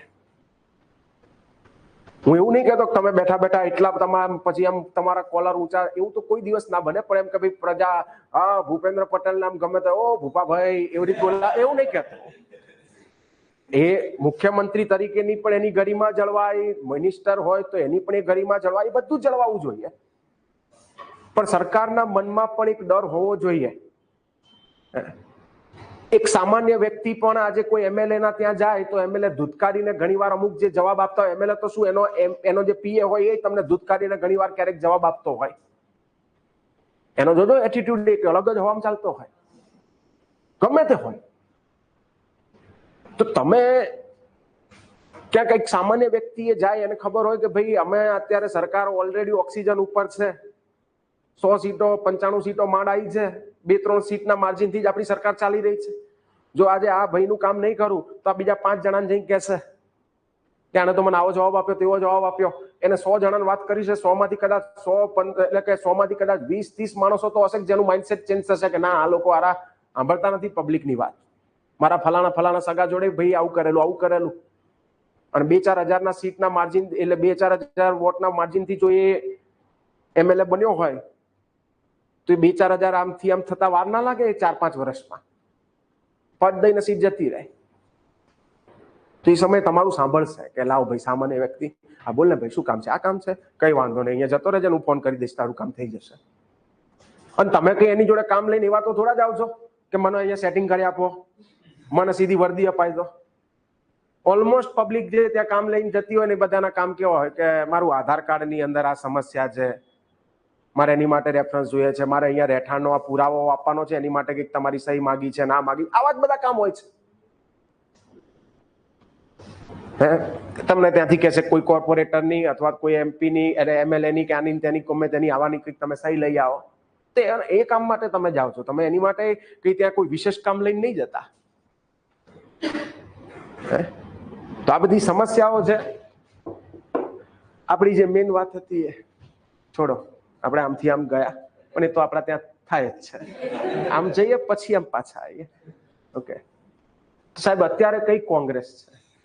જે વાત હતી અત્યારે એ જ કોંગ્રેસ છે જે ત્યારે સ્થપાયેલી, કેમ કે 1916 લખનઉ અધિવેશનમાં બંને આ ફાટાઓ પાછા થઈ જાય છે એક. 1916 લખનઉ અધિવેશન, જેને રાષ્ટ્રીય એકતાનું પ્રતીક પણ માનવામાં આવે છે. અંબિકા ચરણ મજુમદાર એના અધ્યક્ષ હતા, જ્યાં બંને ફાટાઓ પાછા શું થઈ જાય છે? એક. ક્લિયર? ઓકે, ધ્યાન રાખજો. બીજું, 1907 એક તરફ આપણું આ મોટું રાષ્ટ્રવાદી આંદોલન ચાલી રહ્યું છે. ઓકે, તો એ સમયે ભારત દેશની અંદર ઉગ્ર ક્રાંતિકારી કેટલાક જૂથો પણ અસ્તિત્વમાં આવેલા હતા, જે લોકો સશસ્ત્ર ક્રાંતિમાં માનતા હતા. શામાં માનતા હતા? સશસ્ત્ર ક્રાંતિમાં. અને સશસ્ત્ર ક્રાંતિ જૂથોની અંદર એ સમયે બંગાળની અંદર એક જૂથ બહુ એક્ટિવલી કામ કરી રહ્યું હતું, જેનું નામ હતું અનુશીલન સમિતિ. શું નામ હતું? અનુશીલન સમિતિ. ઓકે,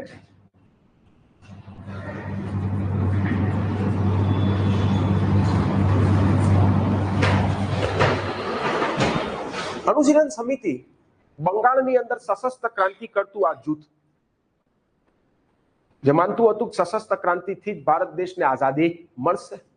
આ લોકો ટાર્ગેટ બનાવીને જ બેઠા હોય કે આ અંગ્રેજે ભારતીય ઉપર અત્યાચાર કર્યો, ભારતીયોને માર્યા. ઓકે, તો હવે આ અંગ્રેજની ફિલ્ડિંગ જરા સેટ કરો, ક્યારે એકલો પકડાય છે એ દિવસે આપણે એની સર્વિસ કરીએ.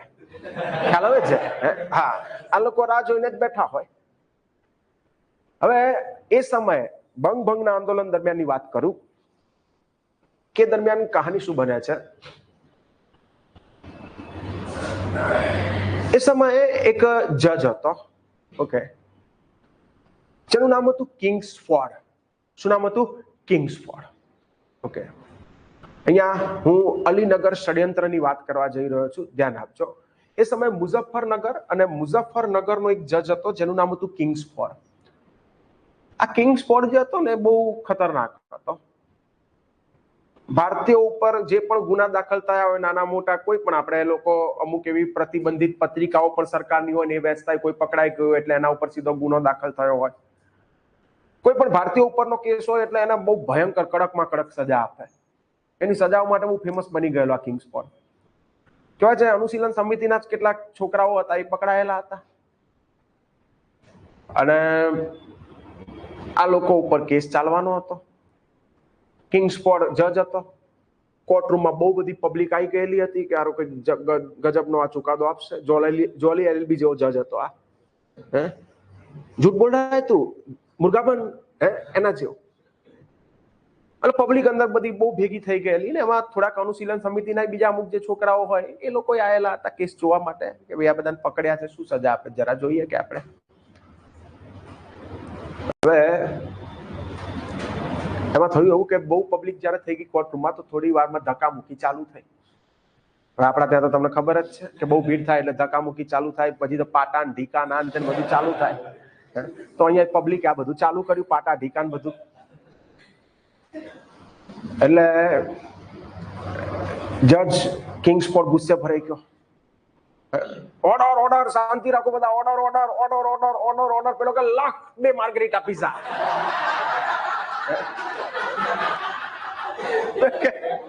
ઓર્ડર ઓર્ડર લાખ 2 ફાર્મ હાઉસ. ઓર્ડર ઓર્ડર લાખ 2 7 ચીઝ.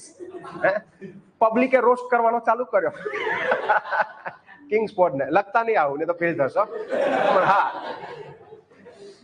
મૂળ મુદ્દે પેલો કિંગ્સફોર્ડ જે હતો એ પબ્લિકને શાંત પાડવા માટે કે ભાઈ ધક્કામુક્કી ના કરો, ઓર્ડર ઓર્ડર ઓર્ડર ઓર્ડર કરી રહ્યો છે. છેલ્લે કિંગ્સફોર્ડને ગુસ્સો આવ્યો, એને ભારતીયોને જેમ તેમ સંભળાવવાનું ચાલુ કર્યું. કે તમે બધા ઇલિટરેટ છો ને આવા છો ને તેવા છો ને ખબર નથી પડતી, સેન્સલેસ માણસો છો, બધું કેટલું એને ખરાબ ખરાબ ભારતીયો વિશે, ભારતીયોની સંસ્કૃતિ વિશે જેમ તેમ બોલવાનું ચાલુ કર્યું. હવે એવામાં અહીંયા જે બધા પબ્લિક જે બધી હતી આચાર્ય, એમાં અનુશીલન સમિતિનો એક છોકરો હતો, એકદમ યંગ એવો છોકરો હતો, એ આગળ આવ્યો. એને કીધું પણ એમાં તમે ભારતીયોને શું કામ ગાળો દો છો? આમ તો તમે તમારી બ્રિટિશ સરકારના બહુ મોટા મોટા બંગાળામાં ફૂકો છો. બ્રિટિશ સામ્રાજ્ય આટલું મોટું, એનો સૂર્ય કોઈ દિવસ અસ્ત નહીં થતો, ના નહીં થતું, તે નહીં થતું, તો લોકોની સરખી બેસવાની વ્યવસ્થા કરી આપો ને ભાઈ, તો આવી અવ્યવસ્થા ના સર્જાય. લોકોની બેસવાની સરખી વ્યવસ્થા કરી આપો. આ રીતે વળી ઓર્ડર વાળી આપણી પબ્લિક ભાઈ મૂળ મુદ્દે કિંગ્સ પોડનું હળહળતું અપમાન થઈ ગયું. કિંગ્સ પોડનું એટલે કિંગ્સ પોડે તરત જ પેલા છોકરાને કીધું કે માફી માંગ. તે કોર્ટની તોહીન કરી છે ભાઈ, માફી માંગ. કે છોકરાએ કીધું હું ક્યાં કઈ ખોટું બોલ્યો છું, તમારે માફી માંગવાની જરૂર છે, સાચું તો કીધું. પેલો કે માફી માંગ ને તો તને સજા આપવામાં આવશે. છોકરો કે નહીં માંગુ માફી. છોકરો કે માફી નહીં માંગુ. તો કિંગ્સ પોડે તાત્કાલિક આદેશ આપ્યો કે આની પીઠ પાછળ કોરડા વરસાવો. જ્યાં સુધી આ માફી ના માંગે ત્યાં સુધી એની પીઠ પાછળ કોરડા વરસાવો. અને કહેવાય છે છોકરાની પીઠ પાછળ તાત્કાલિક ત્યાં આગળ એના કપડા ઉતારી લેવામાં આવે છે, એની પીઠ પાછળ કોરડા વરસાવવાનું ચાલુ કરવામાં આવે છે. છોકરો માફી નથી માંગતો, ચાબુકો ફાટ ફાટ ફાટ પાછળ વાગતી જાય છે, છોકરાને લોહી નીકળવા લાગ્યું. છેલ્લે છોકરો બેભાન થઈ ગયો, પણ એને માફી માંગી નહીં. આજે આખી ઘટના બની. આ વાત અનુશીલન સમિતિ સુધી પહોંચી ગઈ. પ્રબોધ મિત્ર દ્વારા અનુશીલન સમિતિની સ્થાપના કરવામાં આવી. આ અનુશીલન સમિતિમાં બહુ બધા આપણા ક્રાંતિકારીઓ જોડાયેલા હતા. પ્રબોધ મિત્ર, અરવિંદો ઘોષ, બારિન્દ્ર કુમાર ઘોષ, ખુદીરામ બોઝ, પ્રફુલ્લ ચાકી, આ બધા જ આ અનુશીલન સમિતિમાં જોડાયેલા હતા. આ લોકો સુધી આ વાત પહોંચી એટલે આ લોકોએ કીધું કે કિંગ્સ પોડનો કેસ ફાઇલ કરવામાં આવે અને કિંગ્સ પોડની તત્કાલની ટિકિટ કાપવામાં આવે. કિંગ્સ પોડ હવે પૃથ્વી રહેવાસી નથી, એ હવે સ્વર્ગ નિવાસી છે. ઓકે, લખી દો આપણી ડાયરીમાં. હા, અને ઓર્ડર આપવામાં આવ્યો છે આને પાર્સલ કરવાનો ખુદીરામ બોઝ અને પ્રફુલ્લ ચાકીને. આનો હિસાબ કરો. આ લોકોને બંદૂક આપી દેવામાં આવી, બોમ્બ આપવામાં આવ્યા. બંદૂક કરતા બોમ્બથી મારશો તો વધુ સારું. બંદૂકમાં તો યાર એક કાણું પડે તો ના મજા આવે. ચીથડા ઉડવા જાય, ચીથડા. કોઈના ઘરે આમ કિંગ્સ પોડનો હાથ પડ્યો હોય, કોઈના ઘરે આમ કિંગ્સ પોડનું આમ મોઢું પડ્યું હોય તો પબ્લિકને આનંદ થાય થોડોક. આ બંનેને કામ આપ્યું છે. હવે એ સમયે કિંગ્સ પોડ મુઝફ્ફરનગર થી આની ટ્રાન્સફર અલીનગર થઈ ગયેલી હતી. અલીનગર કે અલીપુર કે આ બધું એક જ. એટલે ખુદીરામ બોઝ ને પ્રફુલ્લ ચાકી પહોંચી ગયા અલીનગર. આ લોકો એની રેકી કરવાની ચાલુ કરી કે પેલો કેટલા વાગે જાય છે કોર્ટ, કેટલા વાગે પાછો જાય છે કોર્ટમાં, એની જગ્યા કઈ છે, ક્યાં આગળ, ઘરેથી એ નીકળે છે, કઈ બગીમાં નીકળે છે, બધું આ લોકોએ રેકી કરી નાખી. અમે ખુદીરામ બોઝ તો બહુ ખતરનાક હતા. 16 વર્ષની ઉંમરે એમનું ક્રાંતિકારી જીવન શરૂ થઈ ગયેલું. કહેવાય છે કે વંદે માતરમ નામની પત્રિકા વેચતા ભાઈ એકવાર પકડાઈ ગયેલા. 16 વર્ષની ત્યારે એમની એજ હતી. મેળામાં પત્રિકા વેચતા હતા બધાને, અને પકડાઈ ગયેલા. પોલીસ વાળાએ પકડેલા. ખુદીરામ બોઝે એને એવી ફેંટ મારેલી, પેલો 2 ગુલાટી ખાઈ ગયેલા. ખુદીરામ બોઝ ત્યાંથી ભાગી ગયેલા. પતલી કાઠીના હતા પણ હતા બહુ ગજબ. ઓકે, એટલે હતા ખતરનાક. એમને જયારે અહીંયા રેકી કરતા હતા તો ખુદીરામ બોઝ કહેવાય છે કે છેક કિંગ્સ પોડની ઓફિસમાં જઈને રેકી કરતા આવેલા, ચા વાળા બનીને. ક્યારું અંદર જઈને મારવાનું થયો તો આપણને ખબર તો હોય છે ને કે ક્યાં બેઠો છે. તો પેલા પ્રફુલ્લ ચાકી કે ભાઈ એવું ના કરાય, કે તું બેસ ને હું જાઉં છું. એટલે પાકા ખતરો કે ખિલાડી હતા એ. ઓકે, હવે થયું એવું કે નક્કી થઈ ગયું છે આને મારવાનું. આ લોકોએ દિવસ નક્કી કર્યો. અમને ખબર પડી કે કિંગ્સ પોડના ત્યાં પાર્ટી રાખી છે, તો કે આ પાર્ટીના દિવસે જ માર્યા આને. ઓકે, એટલે શું છે કે એને ત્યાં પાર્ટીના દિવસે માર્યા ને તો બીજા અંગ્રેજોના મગજમાં પણ એ ધાક બેસે કે જો ભારતીયો પર અત્યાચાર કર્યા તો આપણું પરિણામ આવું આવી શકે છે. હવે આ પાર્ટીની અંદર કેનેડી નામનો એક વ્યક્તિ હતો, એની વાઈફ હતી, એની દીકરી હતી, એ લોકો પણ આવેલા હતા પાર્ટીમાં. કેનેડી સારો વ્યક્તિ હતો, ભારતીયો પ્રત્યે સારી લાગણી ધરાવતો હતો, કુણી લાગણી ધરાવતો હતો, એવો વ્યક્તિ હતો. હવે કેનેડીની આ છોકરી જે હતી એની તબિયત થોડી ખરાબ થઈ. કેનેડીની છોકરીની તબિયત ખરાબ થઈ, પાર્ટીમાં થોડીક નાદુરસ્ત થઈ, એટલે કેનેડી ગયો કિંગ્સફોર્ડ જોડે, કીધું કે સાહેબ મારી છોકરીની તબિયત ખરાબ થઈ છે, એટલે હવે મારે પાર્ટી બહુ સરસ હતી પણ મારે જવું પડશે હવે. કિંગ્સફોર્ડ કે ક્યાં જાવ છો કે આટલી સરસ પાર્ટી ચાલી રહી છે, કે એક કામ કરો તમારી વાઈફને તમારી છોકરીને મોકલી દો, મારી બગી મોકલી દો તમે, અને તમે અહીંયા રોકાવો, આટલી સરસ પાર્ટી છોડીને જશો નહીં. એટલે કેનેડીએ કીધું કઈ વાંધો નહીં. એટલે કિંગ્સફોર્ડની બગીમાં કેનેડીની વાઈફ અને એની દીકરી બે બેઠા, અને આ લોકો રાહ જોઈને જ બેઠેલા કે જેવી આજે કિંગ્સફોર્ડની બગી બહાર નીકળે એટલે બોમ્બથી એના ચીથડા ઉડાઈ થઈ. અને જેવી બગી બહાર નીકળી, ખુદીરામ બોઝ ને પ્રફુલ્લ ચાકી આ લોકો રાહ જોઈને જ બેઠેલા, આમણે ફેંક્યો સીધો બોમ્બ અને બગીના ચીથડા ઉડી ગયા. બગીના ચીથડા ઉડી ગયા, પણ આમાં થયું એવું કે કિંગ્સફોર્ડની જગ્યાએ માર્યા ગયા બે નિર્દોષ વ્યક્તિ, કેનેડીની વાઈફ અને એની દીકરી. આ બે જણા ત્યાંથી ભાગી ગયા. ભાગતા ભાગતા ભાગતા ભાગતા આ લોકો નારાયણી સ્ટેશન પહોંચ્યા. પ્રફુલ્લ ચાકીને ખબર પડી કે સાલું આપણે તો બે નિર્દોષોને મારી નાખ્યા છે, આ લોકોને સમાચાર મળ્યા આવા, તારું આ તો ખોટું કર્યું આપણે. જે પણ હોય પણ આપણે કોઈ નિર્દોષોને તો ના જ મારી શકે. પ્રફુલ્લ ચાકીએ સીધી રિવોલ્વર લીધી, લમડે મૂકી, ફટ દઈને ટ્રિગર દબાઈ દીધી, આત્મહત્યા કરી લીધી. ખુદીરામ બોઝ ત્યાંથી ઓર ભાગ્યા, વેની સ્ટેશન સુધી પહોંચી ગયા, પણ છેલ્લે ખુદીરામ બોઝની કરી લેવામાં આવી ધરપકડ. ખુદીરામ બોઝની ધરપકડ કરી લેવામાં આવી. ખુદીરામ બોઝ એમના ઉપર કેસ ચલાવવામાં આવ્યો અને એમને આપી દેવામાં આવી ફાંસીની સજા. માત્ર 19 વર્ષની ઉંમરે ખુદીરામ બોઝ ફાંસીના માંચડે ચડી ગયેલા. કેટલા વર્ષની ઉંમરે? 19 વર્ષની ઉંમરે. જે બધા કહેતા હોય છે કે ભગતસિંહ 23 વર્ષે ચડી ગયેલા, સોરી 24 વર્ષે ચડી ગયેલા, 24 વર્ષે ચડી ગયેલા, કે ભગતસિંહ 24 વર્ષે ફાંસીના માંચડે ચડી ગયેલા, ખુદીરામ બોઝ સામે 19 વર્ષની ઉંમરે ફાંસીના માંચડે ચડી ગયેલા. પણ આપણા દેશ માટે આ દુઃખની વાત કહેવાય કે આપણે આઝાદી, હું બહુ પહેલા પણ કહેતો રહ્યો છું, અત્યારે પણ કહું છું કે આપણે આઝાદી અમુક નેતાઓ પૂરતી સીમિત કરી નાખી છે. મહાત્મા ગાંધી, જવાહરલાલ નહેરુ, વલ્લભભાઈ પટેલ, આપણા સુભાષચંદ્ર બોઝ અને ભગતસિંહ, સુખદેવ ને રાજગુરુ, બસ આમના પૂરતી આપણે આઝાદીને સીમિત કરી નાખી છે. દેશની આઝાદીમાં આ બધા હતા. ખુદીરામ બોઝ પણ હતા, પ્રફુલ્લ ચાકી પણ હતા, અરવિંદો ઘોષ, બારિન્દ્ર કુમાર ઘોષ, સચિન્દ્ર સાન્યાલ, મોહનલાલ પંડ્યા, શ્યામજી કૃષ્ણ વર્મા, દાદાભાઈ નૌરોજી, કે આવા અઢળક નેતાઓ, ચાફેકર બંધુઓ, વાસુદેવ બળવંત ફડકે, આ બધા હતા. પણ મને બતાવો કે આખા અમદાવાદમાં વાસુદેવ બળવંત ફડકેનું પૂતળું ક્યાં છે? ગુજરાતમાં ક્યાં છે? હશે ક્યાંક, કદાચ કોઈ કે ભૂલથી નાનું અમથું મૂકી દીધું હોય તો. આ બધા નહીં, તમારે જે ક્રેડિટ આપવાની હતી તમે કોઈએ ક્રેડિટ એમને આપી નહીં. તમે બસ અમુક નેતાઓ પૂરતી આપણી આઝાદીને સીમિત કરી નાખી. હું એમાં ભગતસિંહને નાના નથી કહેતો, હું એમાં બાપુને નાના નથી કહેતો. 100% એ બધાનું યોગદાન મોટું જ છે, પણ આ બધાનું યોગદાન પણ નાનું નથી. તમે એમને કેમ ભૂલી જાઓ છો? વાસુદેવ બળવંત ફડકે, વાસુદેવ બળવંત ફડકે એટલે કોણ? તો 1857ના વિપ્લવ પછીના ભારતના પ્રથમ ક્રાંતિકારી શહીદ એટલે વાસુદેવ બળવંત ફડકે. અંગ્રેજો જે ભારતીયો ઉપર જુલમ કરી રહ્યા હતા એની સામે આમણે બાયો ચડાયેલી હતી. શિક્ષિત લોકો જોડેથી જ્યારે એમને સાથ ના મળ્યો તો અભણો લોકોને ભેગા કર્યા. ભીલ, રામોસી, આવી બધી જે જનજાતિઓ હતી આ લોકોને ભેગા કર્યા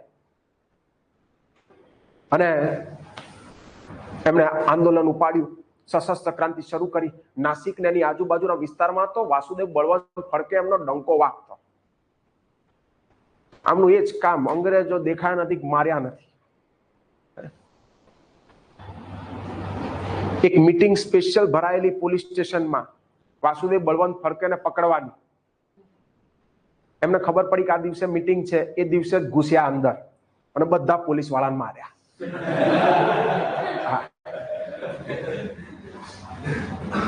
એમને પકડવા માટે ટેમ્પલટને એ સમયે 5,000નું ઇનામ જાહેર કરેલું હતું. બધા પત્રો નાખેલા કે આમની માહિતી આપશે અને આટલા 1,000નું અમે ઇનામ આપીશું. બીજા દિવસે વાસુદેવ બળવંત ફડકે એમને ડબલ ઇનામની ઘોષણા કરી. એમના પરચાઓ છપાઈ ગયા કે જે ટેમ્પલટનનું માથું લાયબ છે એના કરતા 3 ગણું ઇનામ મળશે, ડબલ ઇનામ મળશે. છેલ્લે વાસુદેવ બળવંત ફડકે પણ પકડાઈ જાય છે. કાળા પાણીની સજા થાય છે, જેમાં એમનું છેલ્લે મૃત્યુ થઈ જાય છે. પણ હું કહું છું કે આ બધા લોકો ક્યાં છે તમારી આઝાદીની લડતમાં? છે એવું નથી, તમારા GCRT માં એમનો પાઠ પણ છે, પણ હાઇલાઇટ કરીને આ બધાને કેમ નથી બતાવવામાં આવતા? એ બધાને એટલે નથી બતાવવામાં આવતા કેમ કે રાજનીતિનો ભાગ બની શકે એમ નથી. જેટલા નેતાઓ રાજનીતિનો ભાગ બની શકે છે એ જ તમને બતાવવામાં આવે છે. સરદાર પટેલના નામે રાજનીતિ થઈ શકે છે. સરદાર પટેલ છે કોંગ્રેસના જ, પણ બીજેપી એ રીતે બતાવ્યા છે કે જાણે એ બીજેપી ના હોય. અને કોંગ્રેસ એટલે કે સરદાર પટેલ નહેરુ, સરદાર નહેરુ, ગાંધી નહેરુ, ગાંધી નહેરુ, અને એમ કરીને ધ્રુવીકરણ ઉભા કરવામાં આવે. ઓકે, 100% એમનો પક્ષ પણ અમુક જગ્યાએ સરદાર પટેલની જે વાત કરે છે કે ગાંધીજી કે આ બાજુ કે ભાઈ ભગતસિંહ આવું કીધેલું ના તે, અમુક જગ્યાએ એ લોકો સાચા છે, એમાં ખોટું નથી કહેતો. પણ હું કહું છું કે જો તમારે ક્રાંતિકારીઓને એવું જ કહો છો કે ભાઈ નહેરુએ બધી ક્રેડિટ લઈ લીધી કે ગાંધીએ બધી ક્રેડિટ લઈ લીધી, આ બધાને ક્રેડિટ ના મળી, તો હું કહું છું તમે ખાલી ભગતસિંહ પૂરતી જ ક્રેડિટ શું કામ સીમિત રાખો છો? આ બીજા બધાને ક્રેડિટ કેમ નહીં આપતા? પણ એ બધાને ક્રેડિટ નહીં આપતા કેમ કે એનાથી તમારા રાજનીતિના રોટલા શેકાતા નથી. અને એમાં કોંગ્રેસ પણ આવી ગયું, ભાજપ આવી ગયું, બધા આવી ગયા. અને એટલા તો સ્માર્ટ તમે બધા છો, પબ્લિક છો તમે. ये પબ્લિક है, ये सब जानती है. ઓકે, બધું જાણીએ જ છે સાહેબ, પણ વોટ તો અમારે જ્યાં આપવો ત્યાં જ આપીશું. આ તો હું ક્યાં ના પાડું, તમને જે ગમે એને આપો વોટ. પણ રાજનીતિની આવી બાબતોનો કોઈ દિવસ હિસ્સો નહીં બનવું, એટલા એથિક્સ તો જાળવવા. ઓકે, મેઇન કહાની ઉપર આપણે આવી જઈએ. હવે તો એક તરફ આવા ઉગ્ર ક્રાંતિકારી સંગઠનો હોય છે જે સશસ્ત્ર ક્રાંતિમાં માને છે, એક તરફ આંદોલન ચાલી રહ્યું છે તો ક્યાંક આવી સશસ્ત્ર ક્રાંતિ થઈ રહી છે, એક તરફ હવે જવાલવાદીઓ, માવલવાદીઓ એ લોકો પણ અલગ અલગ થઈને પણ છૂટક કઈ વિરોધો, દેખાવ, પ્રદર્શનો એ લોકોએ પણ ચાલુ જ રાખ્યા છે. અને હવે આપણો એજન્ડા પેલો એક તો હતો જ, મેં તમને કીધું કયો? સ્વરાજ. અમારે સ્વરાજ જોઈએ, સ્વરાજ જોઈએ. તો એનું જ પરિણામ રહે છે કે 1909 ની અંદર આવે છે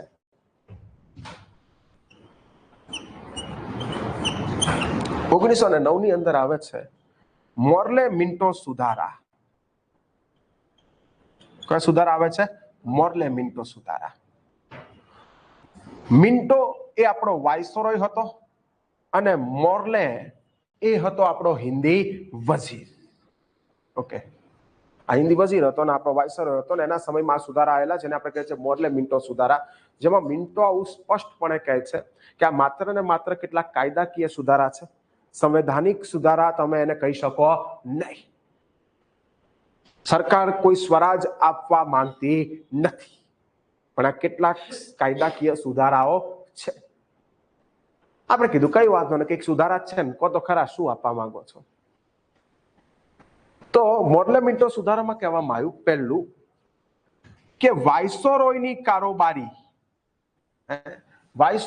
કારોબારીમાં ભારતીયોની સભ્ય સંખ્યા એમાં વધારો તો શું?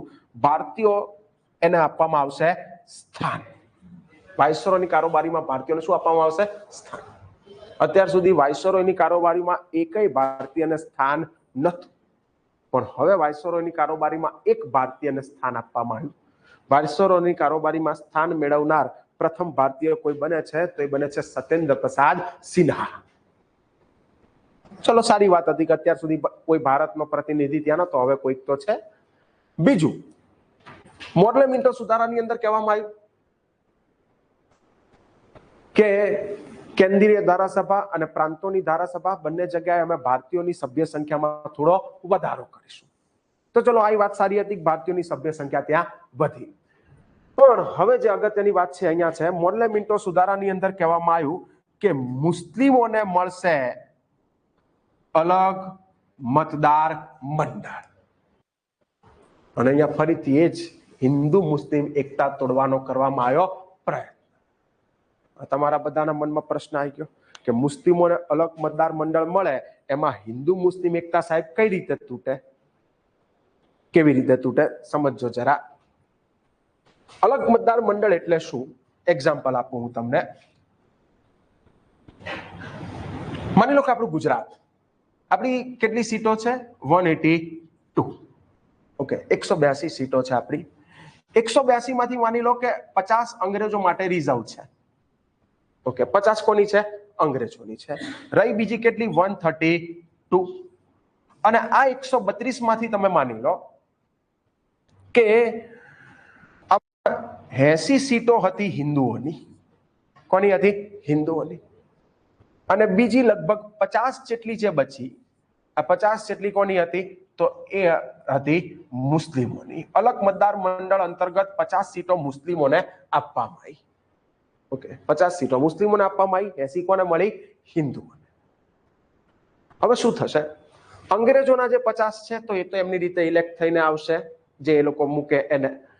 આ બીજા જે 80 જે હિન્દુ છે તો એમનું નોર્મલ આપણું જે ઇલેક્શન થાય છે એવી રીતે ઇલેક્ટ થશે કે ભાઈ જે લોકોએ જે સીટ માટે દાવેદારી નોંધાઈ, જે પ્રતિનિધિઓ એમાંથી જે ચૂંટાયા એ રીતે 80 ગયા. પણ હવે આ જે 50 છે મુસ્લિમ પ્રતિનિધિઓ, એની ચૂંટણી કઈ રીતે થશે? 50ની ચૂંટણી એવી રીતે થશે, ગુજરાતને 50 કટકામાં વહેંચી દેવાનું, એટલે બની ગઈ એક પ્રત્યેક સીટ. મુસ્લિમ કેન્ડિડેટ, કેમ કે મુસ્લિમોને અલગ મતદાર મંડળ અંતર્ગત આ સીટ મળેલી છે, એટલે આના ઉપર દાવેદારી માત્ર ને માત્ર કોણ નોંધાવશે? મુસ્લિમ. અને એને વોટ પણ કોણ આપશે? માત્ર ને માત્ર મુસ્લિમ. અધર કોઈ કોમ્યુનિટીનો વ્યક્તિ એને મત આપશે નહીં. અને આવા બીજા 50 પ્રતિનિધિઓ ચૂંટાઈને જશે. હવે આ જે 50 પ્રતિનિધિઓ આવી રીતે ચૂંટાઈને ગયા તો એ હંમેશા કોના હિતની વાત કરશે? મુસ્લિમોના હિતની. કેમ કે એને હિન્દુઓના હિત જોડે કોઈ લેવા દેવા જ નથી. કેમ કે એને કોને ઇલેક્ટ કરીને મોકલ્યા છે? મુસ્લિમોએ ઇલેક્ટ કરીને મોકલ્યા છે. મને મારા ભાઈઓએ ઇલેક્ટ કરીને મોકલ્યા છે, તો હું તમારા હિતની વાત શું કામ કરું? આજે કોઈ એમએલએ એમપી ના ત્યાં આગળ કોઈ હિન્દુ જશે કે મુસ્લિમ જશે, બધાને સાંભળે છે. કેમ? કેમ કે એને મત હિન્દુનો લેવાનો છે ને એના વિસ્તારમાં રહેતા મુસ્લિમોનો મત લેવાનો છે, તો એ બધાની વાત સાંભળશે. પણ હવે અલગ મતદાર મંડળ અંતર્ગત આપણે જોયું કે આ વ્યક્તિ કે જે મુસ્લિમ સીટ ઉપરથી, એટલે કે મુસ્લિમ અલગ મતદાર મંડળ અંતર્ગત મળેલી સીટ ઉપરથી આ વ્યક્તિ જે ઉભો છે એને મત પણ ખાલી કોના લેવાના છે? મુસ્લિમોના જ. તો એ હંમેશા મુસ્લિમોના હિતની જ વાત કરશે. તો માની લો કે અંગ્રેજો કાલ ઉઠીને ગમે તેવો અયોગ્ય અન્યાયી કાયદો લાવે અને એની અંદર મુસ્લિમો માટેની 2-4 સારી જોગવાઈઓ ઉમેરી દે, તો આ 50 પ્રતિનિધિઓ એનું શું કરી દેશે? સમર્થન. હવે ગુજરાતની અંદર કોઈ પણ કાયદો પસાર કરવા માટે કેટલી સીટો, કેટલા મત જોઈએ? તો કે 91 + 1. તો 50 તો અંગ્રેજોના તો હશે જ, અને બીજા 50 માંથી મેક્સિમમ લોકો ક્યાંક એમાં 40-45 લોકો એને સમર્થન આપી દે, ઇઝીલી કાયદો થઈ જાય પસાર. ભાઈ સમજાય છે? અને આનાથી થશે શું કે આ બહુમતમાં હોવા છતાંય આ લોકો કઈ કરી શકે નહીં. અને આપોઆપ અયોગ્ય કાયદો પસાર થઈ ગયો તો આ એક મેજોરિટી માસ એની લાગણી દુભાશે, અને આનાથી હિન્દુ મુસ્લિમ એકતા તૂટશે. અલગ મતદાર મંડળની વાત પહેલા પણ લોર્ડ કર્સને કરેલી, પણ મુસ્લિમ પ્રતિનિધિઓ એ વાત સ્વીકારી નહીં તો આ લોકોએ સામેથી આપી દીધું. હવે આ અલગ મતદાર મંડળના પ્રસ્તાવનો હિન્દુઓએ વિરોધ કર્યો અને મુસ્લિમોએ વિરોધ કર્યો. કેમ કે મેં તમને કીધું કે ભંગના આંદોલનમાં હિન્દુ મુસ્લિમ બધા યુનાઇટ થઈને એક થઈને સરકારની સામે લડી રહ્યા હતા જબરદસ્ત. અને આનો જ એક પ્રત્યાઘાત આપણા ગુજરાતમાં પણ પડે છે. અલગ મતદાર મંડળનો ઠેર ઠેર વિરોધ થાય છે, અલગ મતદાર મંડળના પ્રસ્તાવનો વિરોધ થાય છે. અને એ સમયે આપણા ગુજરાતની અંદર અમદાવાદની અંદર વાઇસરોય મિન્ટોની બગી પસાર થવાની હતી આપણા અમદાવાદના રાયપુર દરવાજા આગળથી. અને એ સમયે મોહનલાલ પંડ્યા, જેમને બાપુએ ડુંગળી ચોરનું બિરુદ આપેલું છે, મોહનલાલ પંડ્યા બાપુના સંપર્કમાં આવ્યા એની પહેલા બહુ ખતરનાક હતા. આમણે તૈયાર કર્યો બોમ્બ, યુટ્યુબ ઉપર જોઈને, ખ્યાલ આવે છે? હા, આમણે યુટ્યુબની રીલ્સ જોઈને બોમ્બ તૈયાર કર્યો છે. વાયસરોય મિન્ટોની બગી ઉપર ફેંકવાનો છે, મિન્ટોના ચીથડા ઉડાઈ દેવાના છે. બોમ્બ તૈયાર થઈ ગયો છે. મોહનલાલ પંડ્યા એમના સાથીદારો પહોંચી ગયા છે. હવે તમને ખ્યાલ હશે કે આપણા રાયપુર દરવાજાથી તમે આમ 100-200 મીટર જાઓ એટલે આવી જાય આસ્ટોડિયા દરવાજા, અને ત્યાંથી બસ એની બગી નીકળવાની હતી. આમણે 2 વાર પ્રયત્ન કર્યો. રાયપુર દરવાજા આગળ એમણે બોમ્બ ફેંક્યો, પણ ત્યાં પણ એવું થયું બગી આગળ નીકળી ગઈ, રહીને બોમ્બ ફૂટ્યો. અને આસ્ટોડિયા આગળ પણ એમણે બીજી વાર પ્રયત્ન કર્યો, ત્યાં પણ એવું થયું કે બોમ્બ ટપો ખાઈને બાજુ જતો રહ્યો અને રહીને ફૂટ્યો. મિન્ટો 2 વાર બચી ગયો. મોહનલાલ પંડ્યાએ જોયું કે આપણને કોઈ જોયા નથી, તો કે નહીં જોયા, તો કે હવે ભાગો. અને મોહનલાલ પંડ્યા પછી ત્યાંથી ભાગી ગયા. જો કે શંકાના આધારે એમની છેલ્લે ધરપકડ થયેલી હતી, પણ કોઈ પુરાવા મળ્યા નહીં, એટલે છેલ્લે એમને છોડી દેવામાં આવ્યા. એટલે જ્યાં સુધી બાપુના સંપર્કમાં નતા આવ્યા ત્યાં સુધી આટલા ખતરનાક હતા આપણા મોહનલાલ પંડ્યા. ઓકે, ખતરો કે ખિલાડી મોહનલાલ પંડ્યા. 2017 નું ઇલેક્શન મને હજુ યાદ છે, કેમ કે એ સમયે હું છોકરાઓને એવું કહેતો હતો કદાચ આવું પૂછાઈ જાય, પણ પૂછાયું તો નહીં જ. ઓકે, છાપામાં એવું આવેલું હતું કે સરકાર આયોજન કરી રહી છે, સરકારે કીધું છે કે રાયપુર દરવાજા આગળ મોહનલાલ પંડ્યાનું એક ભવ્ય સ્મારક બનાવવામાં આવશે. હું જોઉં છું ભવ્ય સ્મારક, તમે જોવો છો ને? દેખાય છે ને તમને બધાને? હા, નહીં દેખાતું? એ તો અદ્રશ્ય છે. તમારે એની માટે પેલા બાદશાહ પિક્ચર વાળા ચશ્મા જોઈએ, કે એવા કોઈ જાદુઈ ચશ્મા જેનાથી તમને અદ્રશ્ય વસ્તુઓ દેખાતી હોય. તમારી અંદર એક ભક્તિ ભાવ જોઈએ સરકાર પ્રત્યેનો, તો જ તમને દેખાય એ સ્મારક, બાકી દેખાય નહીં. તો એ 17 નું એ વાત ચાલી રહી છે, હજુ એ સ્મારક બન્યું નથી. બાકી મોહનલાલ પંડ્યાનું સ્મારક હોવું જોઈએ કે નહીં? હોવું જોઈએ. ઓકે, હા, પણ નથી. ઓકે, દુઃખની વાત છે. ઠીક છે, તો આવી ઘટના બને છે.